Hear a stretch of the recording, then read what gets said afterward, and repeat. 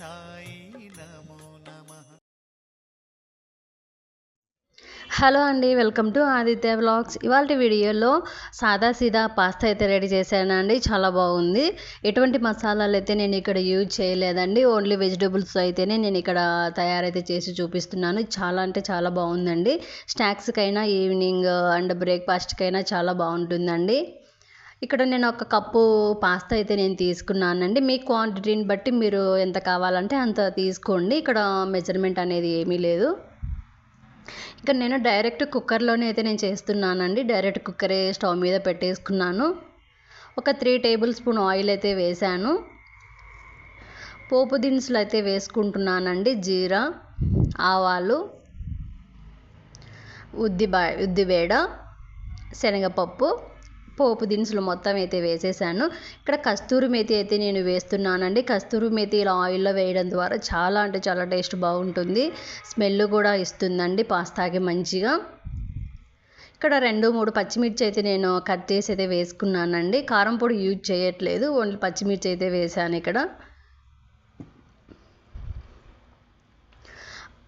ఒక పెద్ద సైజు ఉల్లిపాయ కట్ చేసి అయితే ముక్కలు వేసుకుంటున్నాను. ఇక్కడ ఒక టమోటా కట్ చేసిన ముక్కలు అయితే వేసాను.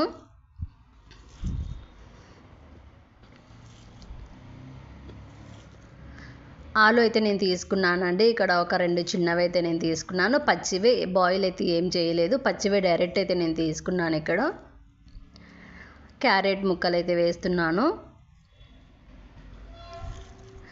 చాలా అంటే చాలా బాగుంటుందండి పిల్లలకి. ఎటువంటి మసాలాలు అయితే నేను వేయలేదు. కట్ చేసిన బీన్స్ అయితే నేను ఇక్కడ వేసానండి. పచ్చి బఠానీ ఉన్న కూడా మీరు యాడ్ చేసుకోవచ్చు. ఇప్పుడు ఈ కూరగాయలు అన్నిటిని ఒక 2 మినిట్స్ 3 మినిట్స్ ఫ్రై అయ్యేదాకైతే తిప్పేసుకోండి.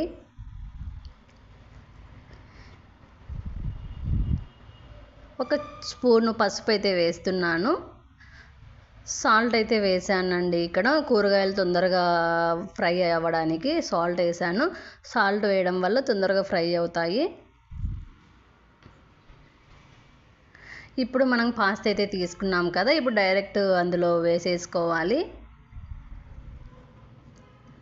ఇవి 1 మినిట్ దాకా ఫ్రై అయితే అలా చేసుకోవాలండి. పాస్తా వేసిన తర్వాత కూరగాయలకు పట్టేసే విధంగా వేసేసుకోవాలి. చాలా అంటే చాలా ఈజీ అండి. కుక్కర్లో ఇలా ఒక 2 మినిట్స్లో అయితే రెడీ అయిపోతుంది ఈ పాస్తా. టేస్ట్ కూడా చాలా అంటే చాలా బాగుంటుంది. తప్పక ట్రై చేయండి. ట్రై చేసి ఎలా వచ్చిందో కామెంట్ అయితే చేయడం మర్చిపోకండి. ఇక్కడ నేను వాటర్ అయితే తీసుకున్నానండి. వాటర్ పాస్తా కూరగాయలు మునిగేంత వరకు అయితే వాటర్ వేసుకోవాలి. ఇలా కొత్తిమీర అయితే వేస్తున్నాను పైన. కొత్తిమీర వేసేసిన తర్వాత కొద్దిగా టేస్ట్ కొరకు గరం మసాలా అయితే వేస్తున్నానండి. అంతే, ఏం లేదు ఇక్కడ, ఏం యూజ్ చేయలేదు. సాల్ట్ ముందు వేసుకున్నాం కాబట్టి ఇప్పుడు చూసి అయితే మీరు వేసేసుకోండి. ఇవన్నీ వేసుకున్న తర్వాత ఇప్పుడు మనం ప్రెషర్ కుక్కర్ మూత అయితే పెట్టేసుకొని ఒక 3 విజిల్స్ వచ్చేంత వరకు అయితే మనం పెట్టేసుకుందామండి.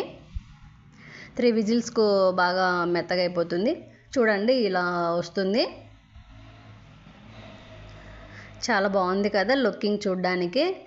కస్తూరి మేతి వేసాం కదండి, చాలా అంటే చాలా టేస్టీగా వచ్చింది. స్మెల్ కూడా పాస్తాకి అయితే బాగా పట్టేసిందండి. చూడండి, చూడడానికి కలర్ఫుల్గా ఎంత బాగా అనిపిస్తుందో ఈ వెజిటబుల్ పాస్తా.